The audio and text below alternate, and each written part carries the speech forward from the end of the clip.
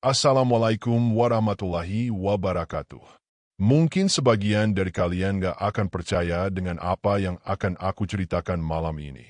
Tapi biarlah, aku cuma ingin melepaskan beban yang sudah bertahun-tahun kupendam di dada. Setiap kali aku mencoba melupakannya, suara itu kembali terdengar di telingaku. Lembut, seperti bisikan seorang perempuan, memanggil namaku dari dalam hutan. Suaranya merambat pelan di antara desir angin dan gemerisik daun rotan, seolah datang dari tempat yang tak seharusnya ada. Aku pikir dulu cuma halusinasi, tapi semakin aku menolak, semakin nyata ia menjadi. Dan malam itu segalanya berubah. Aku lahir dan besar di pedalaman Kalimantan Timur, di sebuah kampung kecil yang dikelilingi hutan rimba lebat. Warga kampungku sebagian besar hidup dari hasil hutan, rotan, damar, dan madu hutan. Sejak kecil aku sudah terbiasa masuk hutan sendirian, membawa parang dan keranjang anyaman dari rotan tua. Hutan bagi kami bukan tempat yang menakutkan, tapi rumah kedua. Setiap batang pohon seperti teman lama, setiap suara burung atau serangga punya arti sendiri. Tapi keyakinan itu mulai goyah saat aku mulai sering mendengar sesuatu yang bukan manusia. Awalnya cuma sekilas. Waktu aku sedang memotong batang rotan di tepi sungai kecil, ada bau harum yang aneh tiba-tiba datang. Bukan wangi bunga hutan, bukan juga getah rotan yang biasanya menyengat. Bau itu seperti bunga kenanga bercampur tanah basah setelah hujan. Aku berhenti bekerja dan melihat sekeliling, tapi tak ada siapa-siapa. Suara burung sunyi. Bahkan angin pun berhenti. Lalu dari antara semak, aku melihat sesuatu berwarna putih, berkilau samar seperti kain basah diterpa cahaya senja. Aku sempat berpikir itu kain yang tersangkut di dahan, tapi tiba-tiba kain itu bergerak. Dan di baliknya, muncul siluet tubuh seorang perempuan. Wajahnya tidak jelas, terlalu jauh, dan kabut tipis menutup sebagian pandanganku. Tapi aku bisa merasakan tatapannya. Dingin, menyelinap ke tulang. Saat aku mencoba mendekat, langkah kakiku terasa berat, seperti ada tangan tak terlihat yang menahanku. Entah kenapa, aku malah mundur perlahan, dan begitu aku berkedip, sosok itu lenyap. Sejak hari itu, aku jadi gelisah setiap kali masuk hutan sendirian. Kadang aku merasa ada yang mengikutiku di antara pepohonan, kadang mendengar tawa lirih di kejauhan, suara perempuan muda, lembut tapi membuat kulit merinding. Suatu sore, aku memberanikan diri bercerita pada kakekku, orang tertua di kampung yang dikenal paham tentang hal-hal gaib. Begitu mendengar ceritaku, wajahnya langsung berubah pucat. Ia tidak marah, tapi matanya menatap tajam ke arahku. Kau jangan sembarangan kalau sudah dicium wangi kenanga di hutan, katanya pelan. Itu bukan bau bunga. Itu tanda dia sudah menandaimu. Aku terdiam. Dia siapa, kek? Tanyaku. Kakek menarik napas panjang, menatap ke arah jendela tempat angin sore berhembus masuk. Gadis bangsa jin. Penghuni sungai tua di belakang bukit. Dulu ada penebang rotan yang pernah melihatnya juga. Tapi sejak itu, tak pernah kembali. Malamnya aku tak bisa tidur.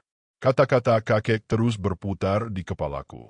Gadis bangsa jin. Aku mencoba menertawakannya, menenangkan diri bahwa itu cuma cerita orang tua zaman dulu. Tapi semakin kupaksa tidur, semakin jelas suara itu terdengar. Suara yang sama seperti di hutan. Kenapa kau pergi tadi? Katanya lembut di dekat telingaku. Aku langsung bangun, jantungku berdentum keras. Tak ada siapa-siapa di kamar. Tapi bau kenanga itu kembali menyengat. Aku berlari keluar, tapi halaman rumahku terasa asing, seperti kabut menelan bentuk dunia. Dari kejauhan, aku melihat siluet perempuan itu lagi, berdiri di pinggir sungai di belakang rumah. Rambutnya panjang sampai tanah, dan kulitnya berkilau pucat seperti bulan. Aku tidak tahu apa yang membuatku melangkah mendekat malam itu. Rasa takutku entah kenapa berubah menjadi rasa ingin tahu yang menyesakkan. Semakin dekat aku berjalan, semakin jelas wajahnya terlihat. Ia cantik, terlalu cantik untuk disebut manusia. Matanya berwarna kehijauan, tapi bukan hijau biasa seperti batu giok yang menyala dari dalam. Bibirnya tersenyum samar, tapi senyum itu terasa asing, seperti ada kesedihan yang dalam di baliknya.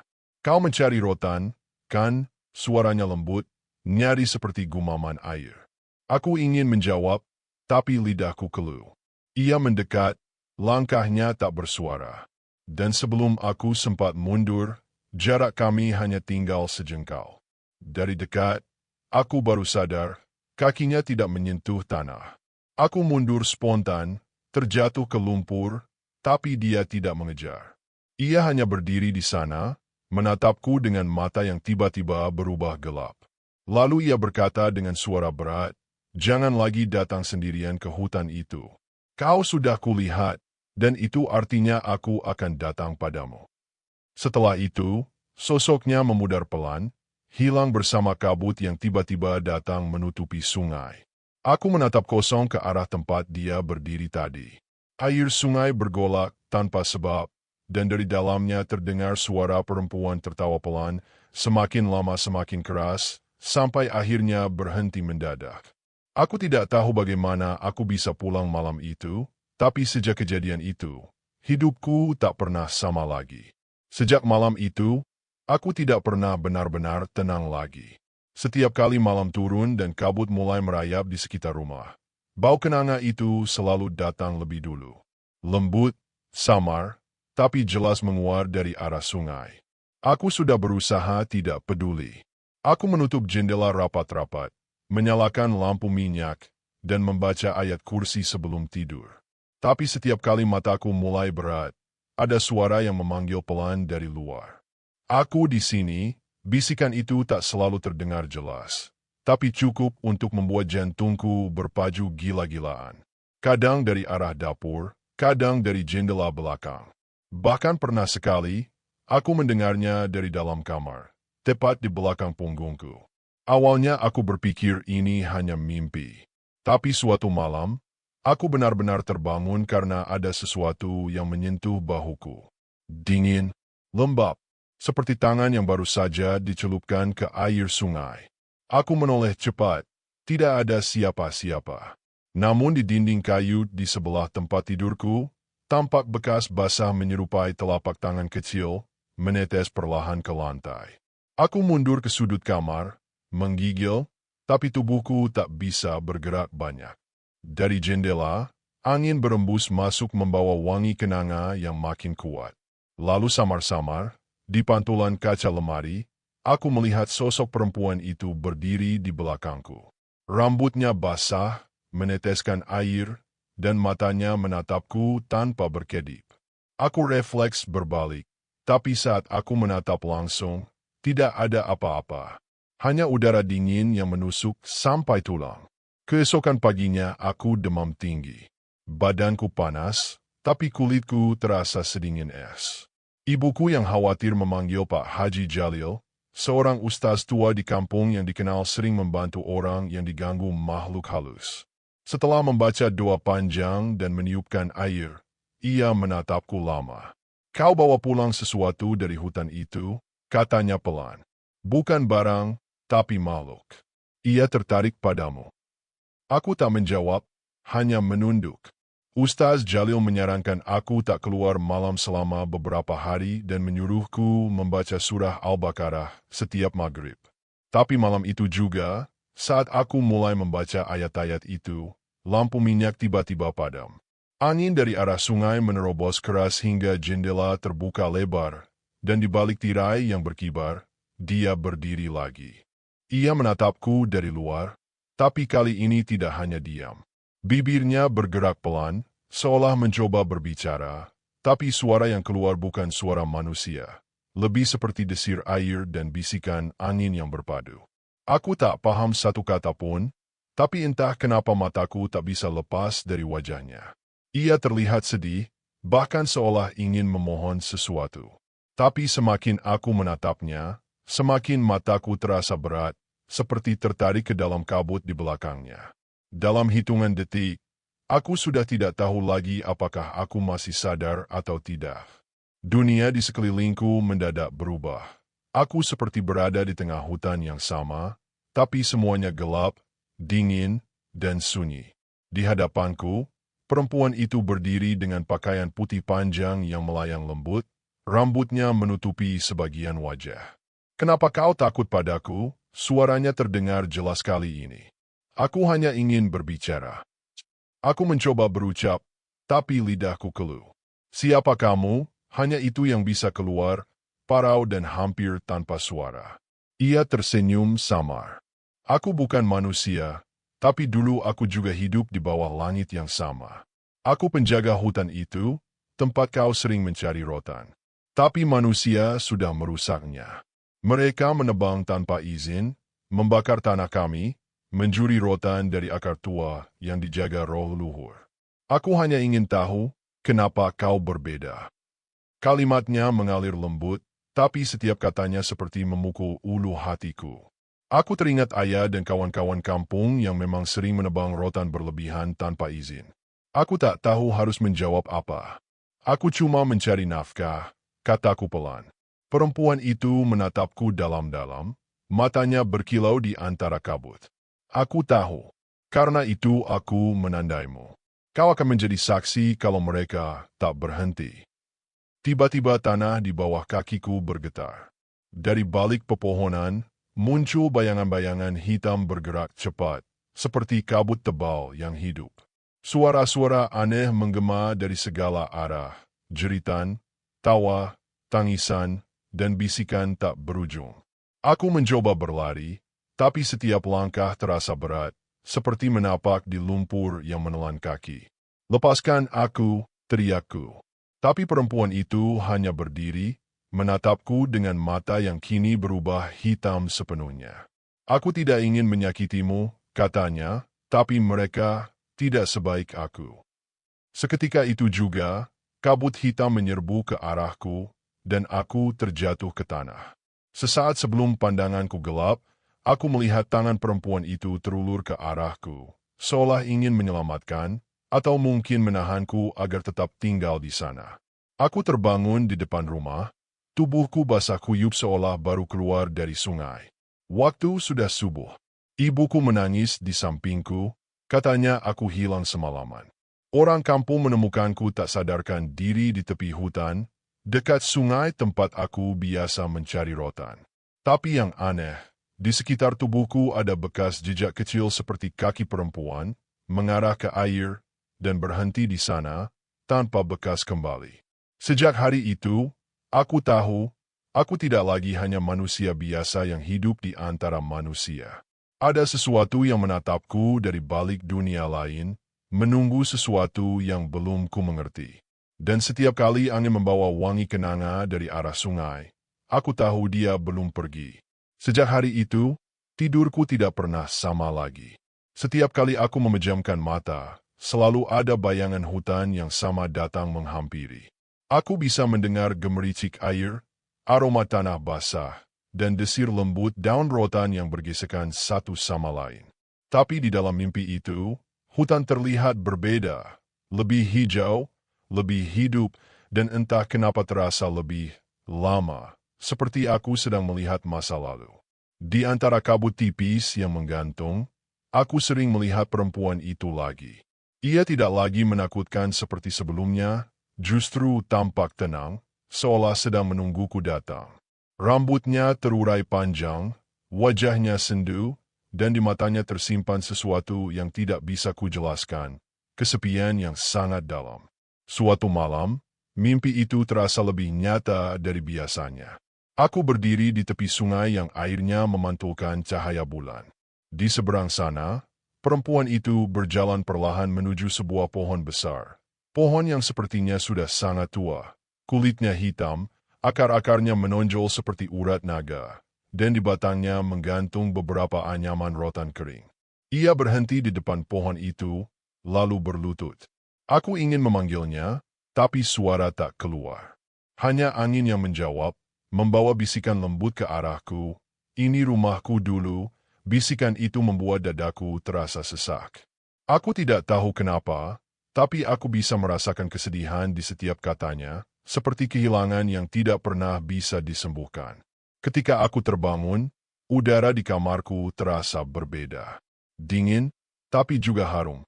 Di lantai dekat tempat tidurku, ada beberapa helai daun rotan basah yang belum pernah kulihat sebelumnya. Aku tahu persis aku tidak membawanya dari hutan, apalagi malam itu aku tidak kemana-mana. Aku hanya menatapnya lama, tidak berani menyentuh. Tapi anehnya, saat matahari pagi menyinari lantai itu, daun-daun itu mengering dalam hitungan detik, lalu hancur menjadi debu halus dan hilang terbawa angin. Hanya aroma kenanga yang tersisa, samar tapi cukup untuk membuat jantungku berdebar. Hari-hari berikutnya, mimpi itu terus datang. Kadang aku melihat perempuan itu duduk di tepi sungai, menatap air tanpa ekspresi. Kadang ia berjalan di antara pepohonan, dan setiap langkahnya membuat daun-daun bergerak pelan, seolah hutan itu bernapas bersamanya. Ada saat-saat di mana ia menatap ke arahku, seolah tahu aku sedang melihatnya. Tatapannya tidak lagi mengancam, tapi juga tidak bisa disebut lembut. Lebih seperti tatapan seseorang yang ingin bercerita, namun terhalang oleh jarak dunia yang berbeda. Suatu kali, aku memberanikan diri bertanya dalam mimpi, apa yang kau inginkan dariku? Tapi jawaban yang datang hanyalah kalimat yang berulang, seolah gema dari masa lampau. Jangan biarkan mereka menebang lagi. Kalimat itu menghantuiku bahkan saat aku terjaga. Aku mulai memperhatikan hal-hal kecil di sekeliling kampung. Beberapa hari belakangan, suara mesin gergaji sering terdengar dari arah barat hutan, arah yang sama dengan sungai tempat aku dulu bertemu gadis itu. Aku sempat bertanya pada para penebang, dan mereka bilang ada perusahaan baru yang mulai membeli rotan dalam jumlah besar. Orang-orang kampung senang karena harga naik dan pekerjaan jadi banyak. Tapi entah kenapa, setiap kali aku mendengar suara mesin dari kejauhan, bulu kuduku selalu berdiri. Seolah ada sesuatu di dalam hutan yang tidak suka. Malamnya, aku bermimpi lagi. Tapi kali ini, aku tidak hanya melihatnya dari jauh. Aku berada di tempat yang sama dengan perempuan itu. Kami berdiri berdua di depan pohon tua yang kulihat sebelumnya. Udara di sekitarnya bergetar halus, seperti ada energi tak kasat mata yang mengalir di antara akar-akar pohon itu. Ia menatapku lama, lalu berkata pelan, "Kalau pohon ini tumbang, aku akan hilang. Hutan akan sekarat, dan dunia kalian takkan pernah damai." Suaranya bergetar, nyaris seperti tangisan yang tertahan. Aku ingin menjawab, tapi sebelum sempat bicara, bumi di bawahku berguncang keras. Pohon besar itu mulai retak, dan dari celah-celah batangnya keluar kabut hitam pekat. Perempuan itu menjerit tanpa suara, tubuhnya perlahan memudar di antara kabut itu, sementara aku hanya bisa berdiri tak berdaya. Ia menatapku dari luar, tapi kali ini tidak hanya diam. Bibirnya bergerak pelan, seolah mencoba berbicara, tapi suara yang keluar bukan suara manusia, lebih seperti desir air dan bisikan angin yang berpadu. Aku tak paham satu kata pun, tapi entah kenapa mataku tak bisa lepas dari wajahnya. Ia terlihat sedih, bahkan seolah ingin memohon sesuatu. Tapi semakin aku menatapnya, semakin mataku terasa berat, seperti tertarik ke dalam kabut di belakangnya. Dalam hitungan detik, aku sudah tidak tahu lagi apakah aku masih sadar atau tidak. Dunia di sekelilingku mendadak berubah. Aku seperti berada di tengah hutan yang sama, tapi semuanya gelap, dingin, dan sunyi. Di hadapanku, perempuan itu berdiri dengan pakaian putih panjang yang melayang lembut, rambutnya menutupi sebagian wajah. "Kenapa kau takut padaku?" Suaranya terdengar jelas kali ini. Aku hanya ingin berbicara. Aku mencoba berucap, tapi lidahku keluh. "Siapa kamu?" Hanya itu yang bisa keluar, parau dan hampir tanpa suara. Ia tersenyum samar. "Aku bukan manusia, tapi dulu aku juga hidup di bawah langit yang sama. Aku penjaga hutan itu, tempat kau sering mencari rotan. Tapi manusia sudah merusaknya. Mereka menebang tanpa izin, membakar tanah kami, mencuri rotan dari akar tua yang dijaga roh luhur. Aku hanya ingin tahu, kenapa kau berbeda? Kalimatnya mengalir lembut, tapi setiap katanya seperti memukul ulu hatiku. Aku teringat ayah dan kawan-kawan kampung yang memang sering menebang rotan berlebihan tanpa izin. Aku tak tahu harus menjawab apa. Aku cuma mencari nafkah, kataku pelan. Perempuan itu menatapku dalam-dalam, matanya berkilau di antara kabut. Aku tahu, karena itu aku menandaimu. Kau akan menjadi saksi kalau mereka tak berhenti. Tiba-tiba tanah di bawah kakiku bergetar. Dari balik pepohonan, muncul bayangan-bayangan hitam bergerak cepat, seperti kabut tebal yang hidup. Suara-suara aneh menggema dari segala arah, jeritan, tawa, tangisan, dan bisikan tak berujung. Aku mencoba berlari, tapi setiap langkah terasa berat, seperti menapak di lumpur yang menelan kaki. Lepaskan aku, teriakku. Tapi perempuan itu hanya berdiri, menatapku dengan mata yang kini berubah hitam sepenuhnya. Aku tidak ingin menyakitimu, katanya, tapi mereka tidak sebaik aku. Seketika itu juga, kabut hitam menyerbu ke arahku, dan aku terjatuh ke tanah. Sesaat sebelum pandanganku gelap, aku melihat tangan perempuan itu terulur ke arahku, seolah ingin menyelamatkan, atau mungkin menahanku agar tetap tinggal di sana. Aku terbangun di depan rumah, tubuhku basah kuyup seolah baru keluar dari sungai. Waktu sudah subuh. Ibuku menangis di sampingku, katanya aku hilang semalaman. Orang kampung menemukanku tak sadarkan diri di tepi hutan, dekat sungai tempat aku biasa mencari rotan. Tapi yang aneh, di sekitar tubuhku ada bekas jejak kecil seperti kaki perempuan, mengarah ke air, dan berhenti di sana, tanpa bekas kembali. Sejak hari itu, aku tahu, aku tidak lagi hanya manusia biasa yang hidup di antara manusia. Ada sesuatu yang menatapku dari balik dunia lain, menunggu sesuatu yang belum ku mengerti. Dan setiap kali angin membawa wangi kenanga dari arah sungai, aku tahu dia belum pergi. Sejak hari itu, tidurku tidak pernah sama lagi. Setiap kali aku memejamkan mata, selalu ada bayangan hutan yang sama datang menghampiri. Aku bisa mendengar gemericik air, aroma tanah basah, dan desir lembut daun rotan yang bergesekan satu sama lain. Tapi di dalam mimpi itu, hutan terlihat berbeda, lebih hijau, lebih hidup, dan entah kenapa terasa lebih lama, seperti aku sedang melihat masa lalu. Di antara kabut tipis yang menggantung, aku sering melihat perempuan itu lagi. Ia tidak lagi menakutkan seperti sebelumnya, justru tampak tenang, seolah sedang menungguku datang. Rambutnya terurai panjang, wajahnya sendu, dan di matanya tersimpan sesuatu yang tidak bisa kujelaskan, kesepian yang sangat dalam. Suatu malam, mimpi itu terasa lebih nyata dari biasanya. Aku berdiri di tepi sungai yang airnya memantulkan cahaya bulan. Di seberang sana, perempuan itu berjalan perlahan menuju sebuah pohon besar.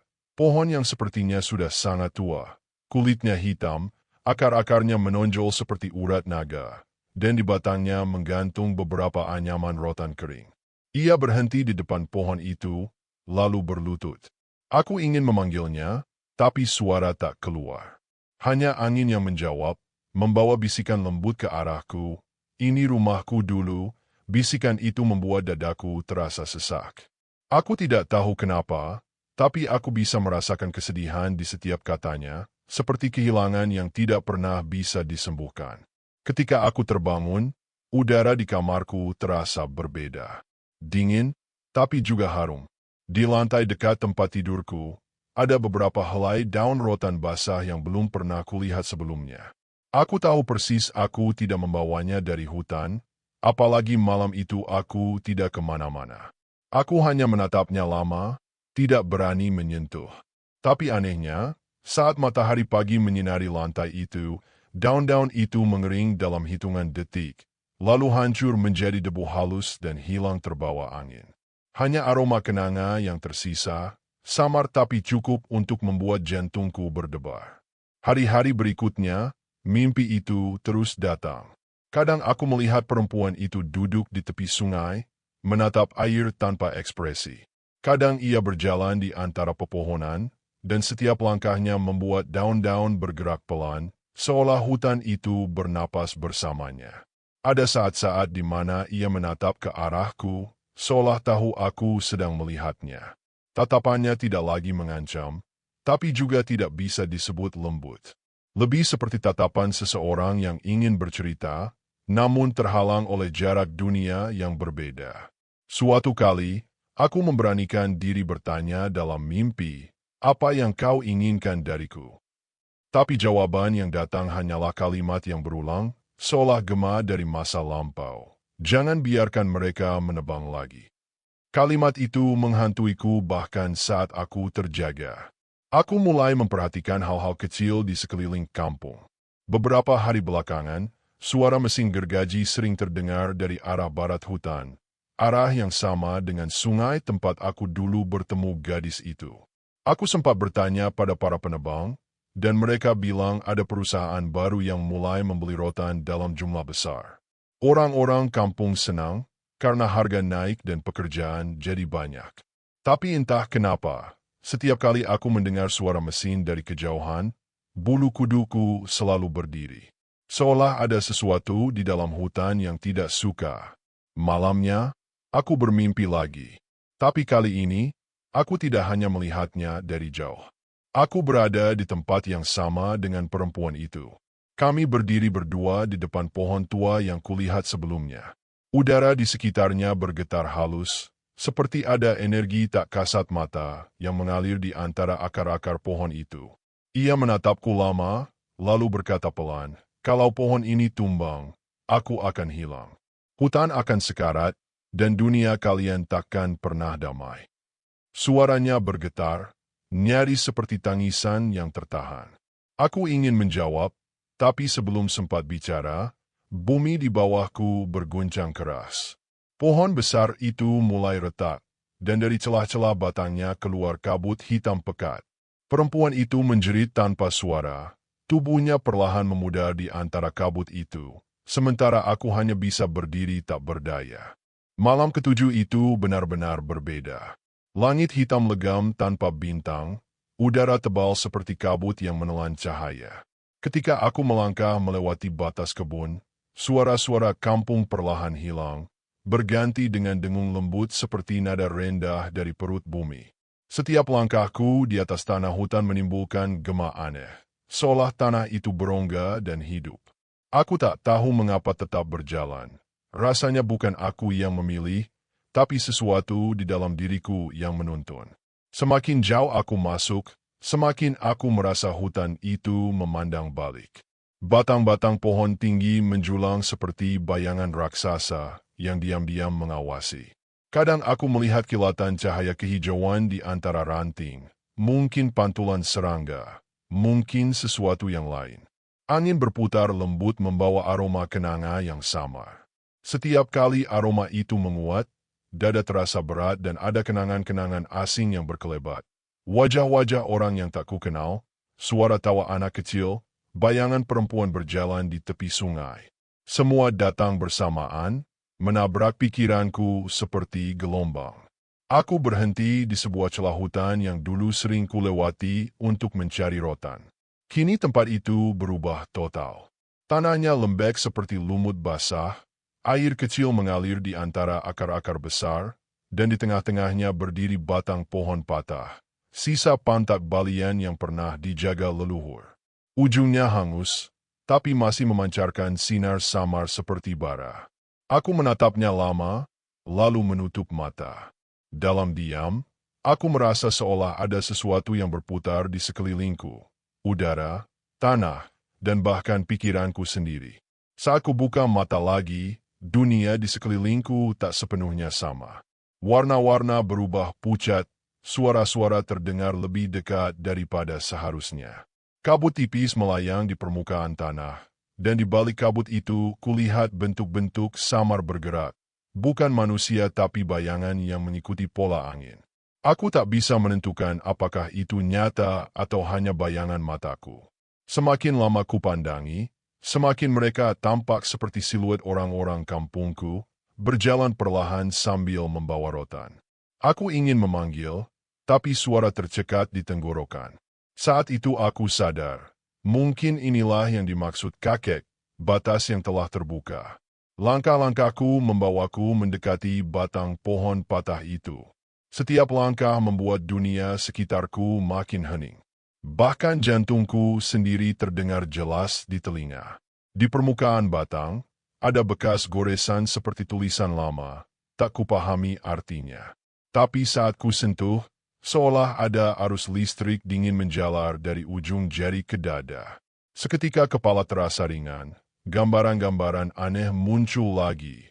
Hutan yang terbakar, sungai yang mengering, dan seorang perempuan berdiri di antara bara, menatapku dengan mata sayu. Suara lembut berbisik di dalam kepala, "Jangan biarkan semua hilang begitu saja." Aku tersentak mundur.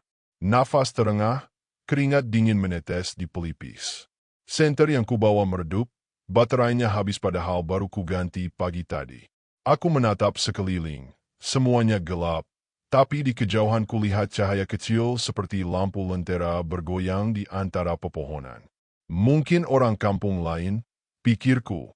Aku berlari kecil ke arah cahaya itu, tapi setiap kali mendekat, cahaya menjauh sedikit. Hingga akhirnya aku sampai di tepi sungai, di tempat pertama kali aku melihat perempuan itu. Cahaya itu berhenti di sana, memantul di permukaan air yang tenang. Aku menatap pantulan diriku di air, tapi yang kulihat bukan wajahku. Ada wajah lain di sana, mirip, tapi matanya lebih gelap dan senyumnya terlalu tenang. Aku tertegun. Untuk sesaat rasanya aku menatap seseorang yang mengenal seluruh pikiranku. Lalu bayangan itu perlahan memudar, berganti dengan pantulan hutan yang kembali gelap. Aku mundur beberapa langkah, hampir terpeleset di batu basah. Dari jauh, suara azan Isya samar-samar terdengar dari kampung, menembus sunyi hutan seperti benang cahaya tipis. Suara itu membuat kakiku seolah sadar akan tempatku berdiri. Aku menunduk, mengucap pelan nama-nama Tuhan yang kuingat, lalu berbalik pulang. Jalan pulang terasa lebih panjang dari biasanya. Namun sesampainya di rumah, semuanya tampak seperti semula. Lampu minyak menyala, ibu tidur di ruang dalam, suara jangkrik kembali terdengar. Sejenak aku berpikir, mungkin semua itu hanya bayangan pikiran. Tapi ketika aku menutup pintu, aku melihat bekas lumpur hitam di lantai, dari pintu hingga ke kamar. Bekas langkahku sendiri, tapi bercampur dengan jejak lain yang lebih kecil, berderet rapat seperti kaki perempuan yang berjalan di belakangku. Sejak malam itu, tidurku tak lagi tenang. Aku selalu terbangun di tengah malam tanpa tahu sebabnya. Kadang-kadang, terdengar langkah pelan di luar jendela, seperti seseorang berjalan tanpa alas kaki di tanah basah. Kadang juga ada ketukan halus di dinding, 3 kali, selalu 3 kali, lalu hening. Ibu bilang itu hanya tikus, tapi aku tahu suara tikus tak pernah sepelan itu. Ada perasaan aneh setiap kali malam datang, seolah udara membawa sesuatu yang tak kasat mata, melayang di antara napas orang-orang kampung. Pagi hari pun tak memberi ketenangan. Hutan di barat, tempat pohon tua dulu berdiri, kini selalu diselimuti kabut meski matahari sudah tinggi. Beberapa warga yang nekat ke sana mengaku mendengar suara seruling samar, padahal tak ada seorang pun yang membawa alat musik. Pak Tohir, dukun kampung, mulai menyiapkan dupa dan sesaji di tepi sungai. Ada sesuatu yang belum pergi, katanya dengan mata menatap kosong. Batasnya belum tertutup. Orang-orang mendengarkan, tapi tak ada yang benar-benar paham. Mereka hanya tahu, sejak rotan di hutan mulai busuk, penghasilan mereka menurun, dan semua merasa gelisah tanpa sebab. Aku mencoba kembali ke rutinitas, tapi tubuh rasanya lemah. Kadang, di tengah bekerja, aku mendengar bisikan samar menyebut namaku dari arah hutan. Bukan suara ibu, bukan juga suara kakek. Nada suaranya lembut, tapi membuat bulu kuduk berdiri. Pernah sekali aku menoleh cepat, dan sekilas kulihat bayangan putih berdiri di antara pepohonan jauh di sana. Aku tak berani memastikan, hanya berpura-pura tak melihat, berharap apapun itu akan lenyap jika kuabaikan. Tapi setiap hari bayangan itu makin dekat, sampai akhirnya muncul di tepian ladang, seperti menungguku menatap balik. Kakek menyadari perubahan itu. Suatu malam ia datang ke rumah membawa seikat daun kering dan sepotong rotan kecil. Kalau bayangan itu datang lagi, katanya pelan, letakkan ini di depan pintu. Jangan bicara, jangan memandang, jangan berdoa dengan suara keras. Diam saja, sampai fajar. Aku ingin bertanya lebih banyak, tapi kakek hanya menatapku dengan mata dalam dan berkata, apapun yang telah melihatmu, kini terikat padamu. Satu-satunya cara untuk bertahan adalah tidak menolak, tapi juga tidak memanggil. Kata-kata itu menempel di pikiranku semalaman seperti mantra yang tak ku mengerti. Namun fajar berikutnya membawa kejadian yang tak bisa kuabaikan. Aku menemukan ibu duduk di depan rumah. Pandangannya kosong menatap hutan. Saat kutanya, ia hanya menjawab pelan, dia memanggil namamu semalam. Aku tercekat. Siapa? Tanyaku. Ibu menunduk, menatap tangannya sendiri yang gemetar. Gadis itu, katanya akhirnya, yang berdiri di tepi sungai. Suaranya serak, seperti orang yang terlalu lama menahan tangis. Aku merinding. Aku tak pernah bercerita tentang sosok perempuan itu kepada siapapun. Tapi bagaimana mungkin ibu tahu? Hari-hari berikutnya, aku merasa waktu berjalan tak wajar. Siang terasa singkat, malam terasa panjang. Setiap kali aku melihat bayangan pepohonan, seolah mereka bergerak mengikuti arah langkahku. Suara-suara samar sering terdengar di belakang kepala. Seperti percakapan dalam bahasa yang tak kupahami. Ada kalanya aku mencoba menutup telinga, tapi suaranya justru terdengar dari dalam dada. Kau sudah di antara kami, begitu bunyinya kadang-kadang. Dan di saat lain, ada nada lembut menyerupai belayan. Jangan takut, kita hanya ingin diingat. Aku mulai jarang keluar rumah. Orang-orang kampung pun mulai menjauh, mungkin karena melihat aku sering bicara sendiri. Hanya kakek yang masih datang, membawa air dari sumber tua di bukit. Katanya, air itu masih suci, belum tersentuh apapun. Ia memintaku untuk mandi dengan air itu setiap malam Jumat agar bayangan di mata tidak menutup seluruh pandangan manusiawiku. Tapi malam Jumat yang dimaksud malah membawa sesuatu yang lebih aneh. Karena malam itu, saat aku menuangkan air ke kepala, aku mendengar suara perempuan berbisik di telinga. Air itu dulu untukku. Aku menjerit spontan, menjatuhkan tempayan ke lantai. Air tumpah, membentuk genangan di mana pantulan wajahku tampak bergoyang. Dalam pantulan itu, aku melihat sesuatu seperti tangan halus menyentuh pundakku. Padahal aku berdiri sendiri di kamar. Lalu sekeliling menjadi sunyi, bahkan suara jangkrik pun hilang. Aku memejamkan mata dan berusaha mengingat doa apapun yang kupahami. Tapi di balik mataku yang terpejam, muncul cahaya lembut seperti lampu minyak, dan dari sana terdengar bisikan terakhir sebelum semuanya gelap. Kau sudah menyeberang tanpa sadar. Keesokan paginya, aku terbangun dengan tubuh lemas dan kepala berat. Di lantai kamar masih tampak sisa air dari tempayan yang pecah semalam, tapi anehnya, bekas genangan itu membentuk pola melingkar seperti akar pohon. Ibu bilang aku mengigau sepanjang malam, memanggil nama yang tak ia kenal. Ia berusaha membujukku untuk pergi ke rumah dukun Pak Tohir, tapi entah kenapa aku menolak. Ada sesuatu di dalam diriku yang menuntut untuk mencari jawaban sendiri, bukan lewat mantra, bukan lewat doa orang lain, tapi lewat jejak masa lalu yang tersisa di hutan itu. Aku pergi menemui kakek.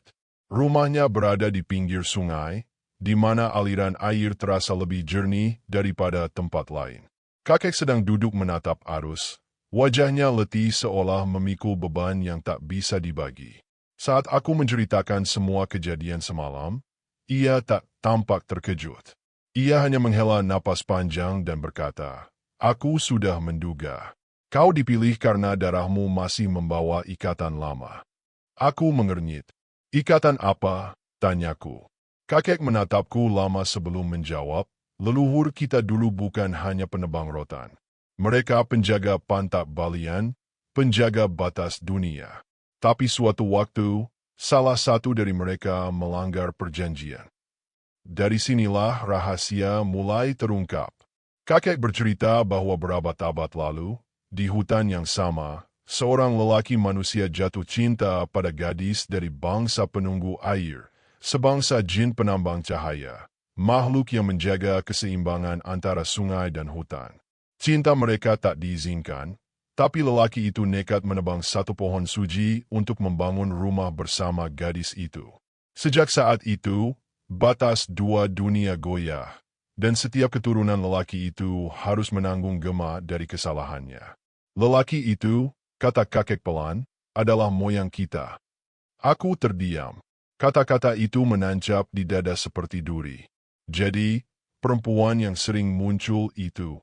Kakek mengangguk lambat. Mungkin dia bukan datang untuk menakutimu. Mungkin dia datang untuk menagih janji yang tak pernah ditepati. Aku menggigil.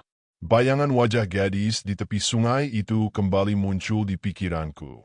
Mata sendunya, rambut panjang yang selalu basah, suaranya yang seolah berasal dari dasar air. Mungkinkah dia masih mencari sesuatu yang dulu dijanjikan padanya? Hari itu juga aku kembali ke hutan, meski kaki terasa berat. Kabut sudah lebih tebal dari biasanya, tapi anehnya, langkahku tak ragu. Setiap suara di hutan seolah membimbingku, bukan menakuti. Burung-burung diam, tapi suara daun berdesir mengikuti irama napas. Aku menuju tempat batang pohon tua itu dulu berdiri. Kini di sana hanya tersisa lubang besar, dan di dalamnya tampak genangan air berkilau kehijauan. Saat aku jongkok menatap air itu, permukaannya beriak pelan, dan bayangan wajahku berganti. Bukan lagi wajahku sendiri, tapi wajah seorang lelaki muda berpakaian zaman dulu, menatap dengan mata yang penuh sesal. Di belakangnya berdiri sosok perempuan dengan wajah teduh, menyentuh pundaknya perlahan sebelum keduanya menghilang dalam cahaya. Aku nyaris tak bisa bernapas. Pandanganku berputar, antara sadar dan tidak. Di dalam kepala terdengar gema suara kakek. Pantai Balian bukan sekadar pohon. Ia adalah janji. Sekali ditebang, janji itu hidup kembali, menuntut balasan. Aku menunduk, dan dari genangan air itu keluar cahaya tipis, seperti kabut yang menari di udara, mengitari tubuhku pelan. Bukan cahaya yang panas, tapi hangat dan menenangkan, seolah menegaskan bahwa semua ini bukan untuk menghukum, melainkan untuk mengingat. Aku tahu, ini bukan mimpi. Tapi juga bukan dunia seperti yang kupahami. Saat cahaya itu lenyap, aku berdiri dan melihat sekeliling. Hutan tampak berbeda, lebih hijau, lebih hidup, seolah kembali ke masa lalu. Suara air jernih mengalir, dan aroma tanah basah memenuhi udara. Di antara pepohonan, sekilas kulihat sosok perempuan berjalan menjauh, rambutnya berkilau dalam cahaya sore. Ia menoleh sekali, menatapku dengan senyum samar. Lalu ia hilang begitu saja, meninggalkan jejak rotan basah di tanah. Aku berlutut dan memegangnya, rotan itu masih hangat, seperti baru dipetik. Aku pulang menjelang malam, tapi anehnya, kampung tampak tenang. Air sungai kembali jernih, dan orang-orang yang tadinya sakit mulai pulih perlahan. Seolah ada sesuatu yang telah dipulihkan, sesuatu yang tak bisa dijelaskan dengan kata. Ibu menyambutku dengan mata basah, berkata bahwa tadi sore ia mendengar suara azan yang lebih nyaring dari biasanya, dan angin membawa aroma kenanga yang segar, bukan lagi berat seperti dulu. Aku hanya tersenyum lelah dan menatap arah hutan.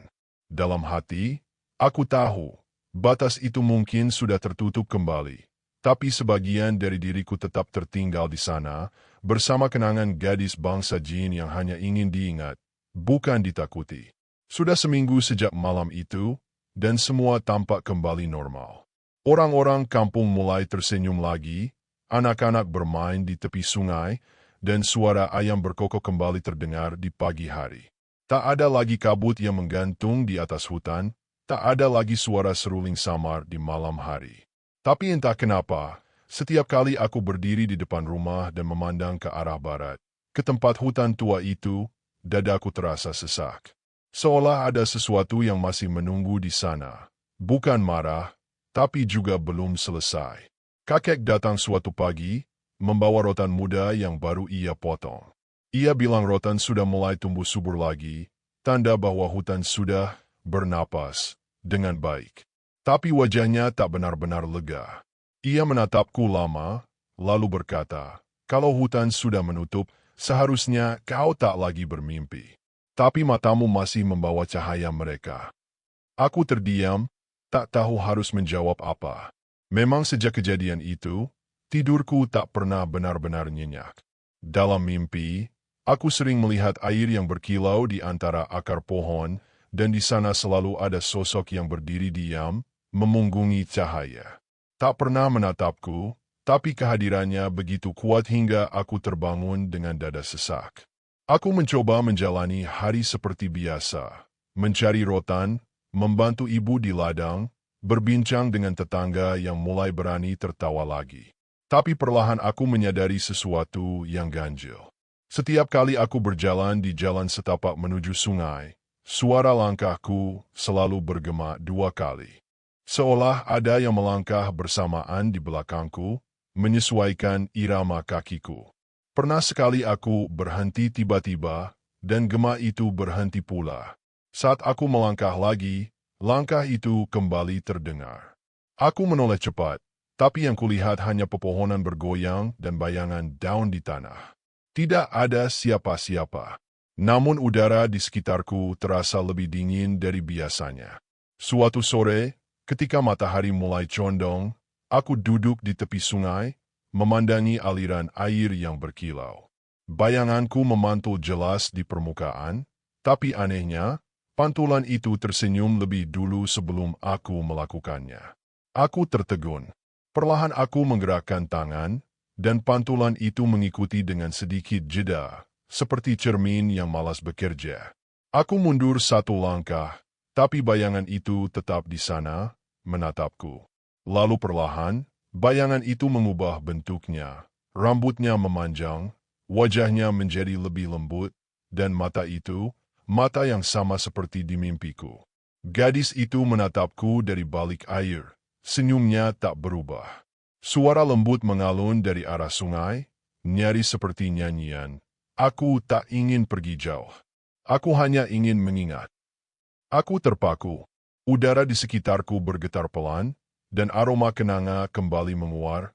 Kali ini tak lagi menekan, tapi menenangkan.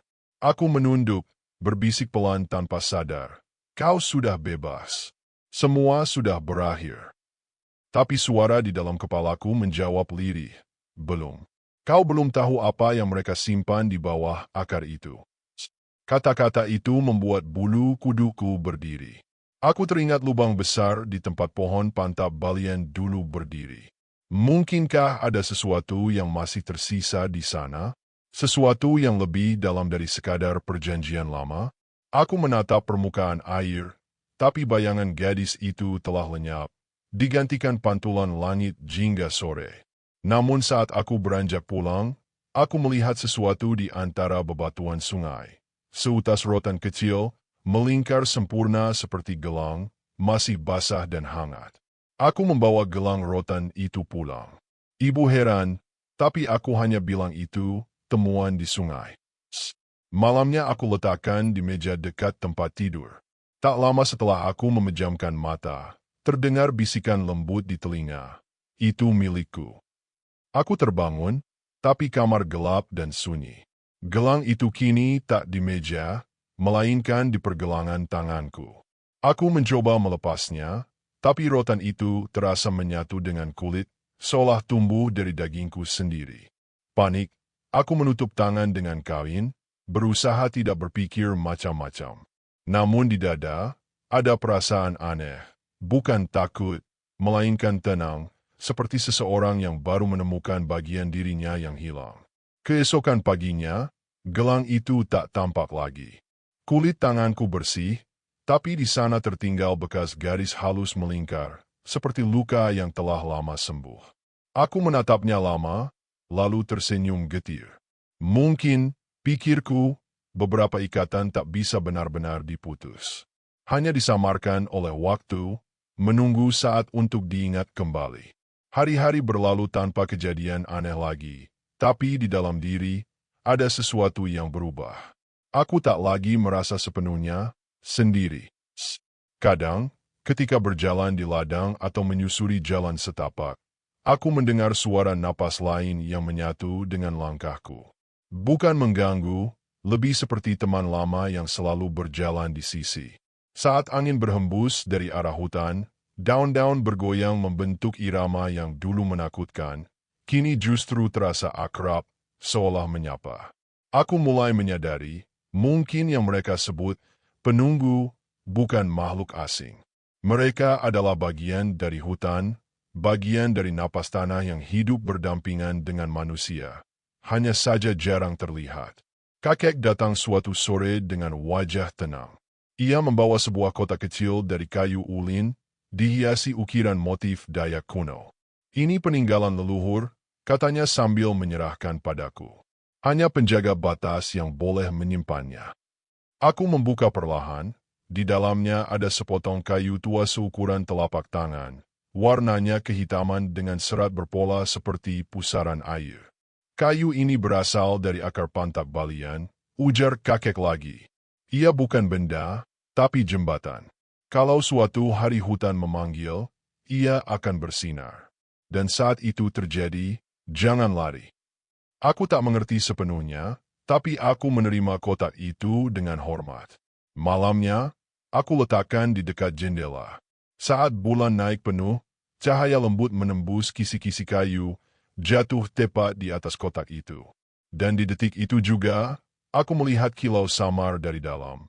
Hangat, berdenyut pelan seperti detak jantung. Aku teringat ucapan kakek, jangan lari. Aku tak melarikan diri. Hanya duduk diam, membiarkan cahaya itu mengisi ruangan dengan aroma tanah basah dan kenanga yang manis. Di tengah keheningan itu, udara di sekitar berubah.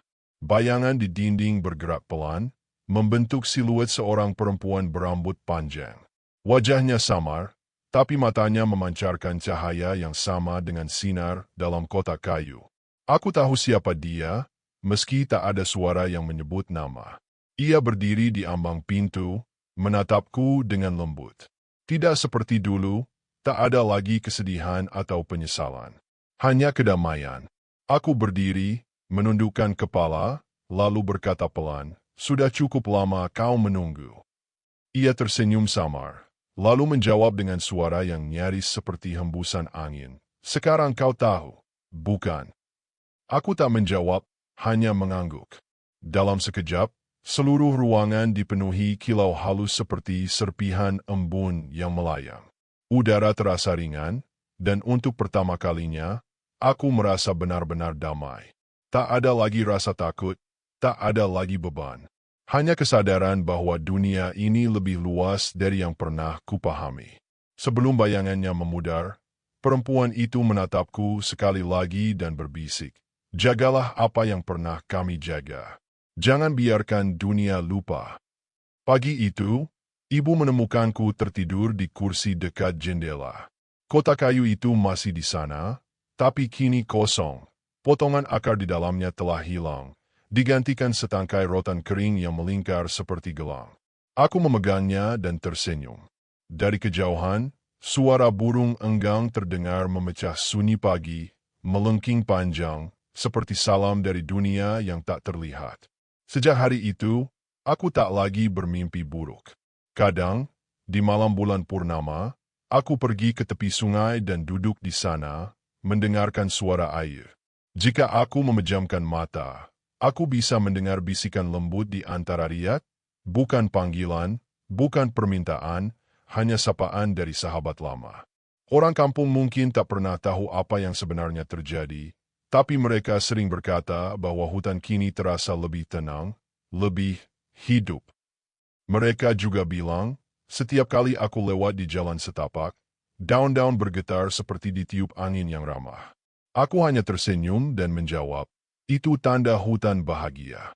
Terima kasih sudah mengikuti kisah bertemu gadis bangsa Jin dari Kalimantan saat sering cari rotan.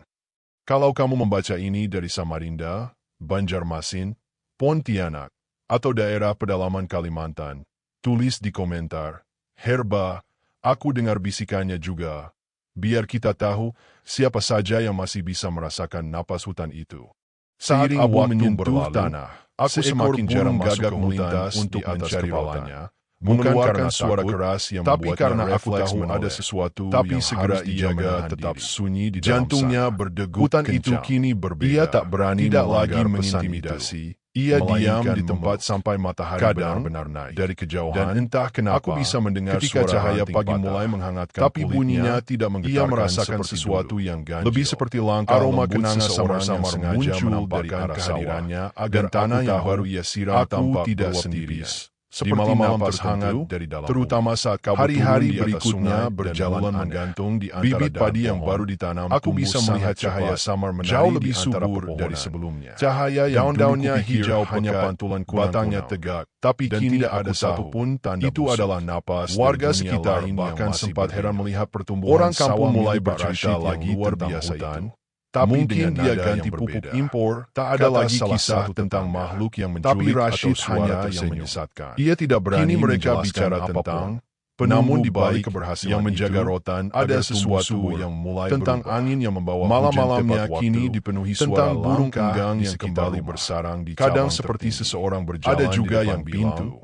Jika seseorang bisikan di hutan itu sekarang, ia akan setiap kali ia mencoba mencari sumbernya, karena ada sosok perempuan berpakaian putih. Ia mulai merasa tidak sendiri berjalan tanpa menoleh. Sampai suatu malam, aku hanya tersenyum saat ia terbangun karena mendengar suara ember jatuh. Aku tahu siapa ia melihat sesuatu dan di setiap langkahnya, sosok perempuan berambut panjang kecil dari diri sawah yang berjalan menatap ke arah rumahnya. Kadang aku berpikir, wajahnya samar diterangi sinar bertemu dengannya, dan di tangannya tampak sesuatu berkilat. Hutan tidak memanggil air yang dulu ia bawa. Ia hanya berbicara pada sejak mereka yang mau mendengar. Sawah Pak Rashid pada mereka yang tidak menentang. Tapi bersamaan dengan memahami. Malam-malamnya tak pernah kakek di malam terakhir sebelum ia meninggal. Musim berganti. Hutan bukan tempat hujan turun dan berhenti dengan irama yang teratur. Ia hanya cermin. Seolah alam kalau kau masuk dengan hati milik Pak Rashid, kau akan melihat hanya dalam waktu 2 bulan. Tapi kalau kau masuk dengan luar biasa cepat, kau akan melihat daunnya rimbun. Bulirnya kini besar aku mengerti apa maksudnya. Setiap kali angin gadis itu bukan makhluk seluruh asing. Hamparan padi ia adalah seperti lautan dari sesuatu yang sinar matahari Pontianak yang penjaga keseimbangan. Orang-orang kampung mulai manusia untuk kembali melihat hasil yang belum pernah terjadi selama suatu malam. Ketika ada yang bertanya dari apa rahasianya, aku ada yang memuji ke sungai seperti dulu. Tapi setiap kali ada yang terlalu banyak bertanya, cahayanya Rashid hanya tertawa kecil dan menjawab, aku menutup Tuhan kasihan sama saya. Mendengar suara hutan namun yang jauh di lubuk hatinya, ada rasa lain yang tidak bisa ia abaikan. Dan nyanyian jauh setiap dari malam, sesuatu menjelang subuh, suara-suara aneh itu untuk pertama kalinya setelah kadang seperti lama, seseorang aku mendengar namaku dipanggil kadang dari seperti bisikan dari arah pintu dapur. Nyaris suara itu yang berasal dari tapi membuat tubuhnya merinding. Aku tak terkejut. Rashid, aku hanya tersenyum selalu menatap ke arah di mana waktunya sudah dekat. Dan ia tidak tahu apa maksudnya. Aku masih di sini. Tapi sejak panennya suara itu tidak menjawab. Suara itu tapi sungai bergemuruh pelan. Sampai pada malam ketiga sebelum panen raya dimulai. Sosok itu angin berembus kencang dari kali ini tak ada rasa bulan takut. Purnama ada gantung besar. Hanya rasa damai yang menyoroti sawah yang berkilauan meski dunia kami berbeda. Tak ada jarak yang benar-benar memisahkan. Matanya menerawang karena selama aku menjaga perasaan bangga selama manusia masih mengingat asal mereka dari tanah dari arah pohon beringin di maka bangsa Jin muncul kabut yang tipis hidup berdampingan sama seperti akan tetap bernafas di antara hembusan dari balik kabut dan bayangan pepohonan. Muncullah sosok perempuan berambut panjang itu lagi tumbuh tapi kali ini tidak sendiri dan cerita di belakangnya ada penunggu rotan lain menjadi legenda yang diceritakan di setiap seolah hanya bayangan yang bergerak mereka bilang kalau suara jangkrik berhenti seketika dan tiba-tiba angin pun menahan suara seruling halus di kejauhan. Panenmu berhasil, jangan Rashid. Suara itu terdengar lembut, tutup matamu, tapi kini ada mengucapkan di dalamnya. Aku datang Rashid menelan ludah, bukan untuk berdiri melawan. Dengan gemetar. Maka hutan akan berkat bantuan dan langkahmu akan ringan. Senyum perempuan itu melebar. Hutan selalu matanya tidak ikut datang dengan niat baik. Sekarang, kini waktunya kau menunaikan janji. Rambutku memutih, Rashid terdiam. Tapi setiap kali aku menatap arah barat, kau sudah berjanji aku masih bisa merasakan kami setelah panenmu berhasil. Lembut, Rashid berusaha mengingat. Kadang, ia memang mendengar aku menulis cerita ini di halaman terakhir buku tapi tidak pernah menjawab. Angin datang ia dari pikir arah sungai, itu cuma membawa aroma kenanga yang sama. Aku tidak tahu maksud. Ia masih di sana. Perempuan tak itu pergi, melangkah maju, hilang, anginnya hanya menunggu. Jangan pura-pura lupa, karena mungkin beberapa tidak ada bantuan yang gratis di dunia ini. Apalagi ia hanya berganti wujud. Bayangan-bayangan tubuh menjadi kenangan, mulai bergerak. Dari kenangan bentuknya menjadi kabur, tapi dari penjaga menjadi hutan. Beberapa terlihat sendiri. Seperti wajah-wajah, dan bila kelak aku tiada, yang mengeluarkan suara serupa di sahan panjang. Bukan Rashid mundur satu bukan langkah, pula ke tempat napasnya berat. Aku akan kembali ke akar-akar itu. Perempuan itu menatapnya dalam ke sungai tempat kami hanya minta satu hal kecil untuk pertama kali. Ketika panen di sanalah aku akan duduk. Jangan berikan bersama gadis pertama itu pada Kalimantan itu. Biarkan kami sebagai manusia dan makhluk biarkan halus. Malam pertama tapi panen sebagai jiwa-jiwa yang sama-sama menjaga rahasia. Rashid mencoba menenangkan diri. Hutan cuma tak hanya tempat mencari rotan. Perempuan itu tersenyum tempat di mana kali ini senyum yang terlalu lama untuk terlihat wajar. Terima kasih sudah mengikuti kisah ini. Lalu ia perlahan memudar bersama kalau kamu pernah mendengar cerita aroma kenanga dan suara lembut atau mungkin punya pengalaman aneh di hutan Kalimantan. Kalau kau melanggar, kau tahu akibatnya. Aku dengar bisikan berdiri lama di depan rumah. Menatap sawah yang berkilau biar kita tahu. Ia tahu seharusnya suara hutan masih terdengar, tapi bagian dalam dirinya justru merasa lega. Permintaan itu terdengar sederhana. Tidak berikan hasil panen pertama ke siapapun. Itu bisa ia lakukan. Ia berpikir begitu, sampai akhirnya hari panen tiba. Pagi itu, kampung dipenuhi suara tawa dan nyanyian. Warga ramai membantu satu sama lain. Di sawah Rashid, orang-orang berdatangan menawarkan diri membantu memanen. Wah, hasilmu paling bagus tahun ini, Rashid, seru Pak Rahim, tetangganya. Kau harus bersyukur. Mari, biar kami bantu. Rashid hanya bisa tersenyum canggung. Ia ingin menolak, tapi terlalu banyak yang datang. Ia tidak ingin mereka curiga. Maka panen pun dimulai seperti biasa, dengan ramai, riuh, dan penuh kegembiraan. Namun di dalam hati, ia tahu malam nanti ia harus menepati perjanjian. Ia menyisihkan satu karung hasil pertama, menyimpannya di gubuk kecil dekat pohon beringin. Saat matahari mulai tenggelam, ia memandang karung itu lama. Ini untuk mereka, gumamnya lirih. Biar semuanya selesai. Malam turun perlahan, dan udara kembali lembab. Dari arah barat, kabut tipis mulai muncul, merayap di antara batang padi yang tersisa. Burung hantu kembali menjerit dari kejauhan, dan di langit, bulan tampak seolah lebih dekat dari biasanya. Rashid membawa karung itu ke bawah pohon beringin. Langkahnya berat, tapi setiap kali ia ingin berhenti, ada suara lembut di telinganya yang membisikkan, "Teruslah berjalan, Rashid, kami menunggu." Begitu sampai di bawah pohon, ia meletakkan karung itu di tanah, lalu mundur satu langkah. Sudah, aku sudah tepati janjiku. Tak ada jawaban, hanya suara angin. Tapi tiba-tiba tanah di depan karung itu berguncang pelan, lalu karung itu terseret masuk ke dalam tanah, seolah ditelan bumi. Rashid menatap dengan mata terbelalak. Dan dari lubang itu, muncul cahaya hijau berkilau, lalu berubah menjadi bentuk samar wajah perempuan itu lagi. "Kau menepati janji," ucapnya pelan. "Tapi kami belum selesai, Rashid." Rashid terdiam. "Apa maksudmu belum selesai?" "Masih ada pesanan berikutnya." Rashid menatap bingung. "Pesanan? Pesanan apa lagi?" Senyum perempuan itu makin tipis. "Kami butuh satu hal, bukan dari ladangmu, tapi dari rumahmu."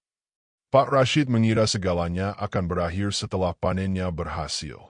Tapi ternyata, Yang datang berikutnya bukanlah berkah, melainkan permintaan dari bangsa jin, sesuatu yang bahkan ia tak sanggup ucapkan.